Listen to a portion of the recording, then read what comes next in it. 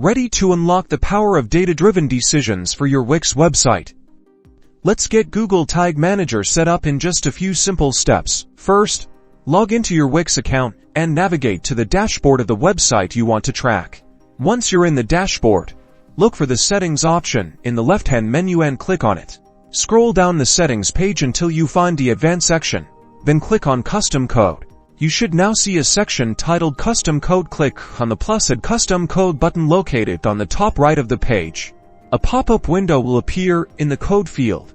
Paste your Google Tag Manager container snippet that you received from your GTM account. Give your code snippet a descriptive name, like GTM Container. Then, under Placement, choose Head Start. Finally, make sure that the code is applied to all pages to ensure tracking across your entire site. Now that all the fields have been filled with the correct details, click Apply to save the custom code. Great!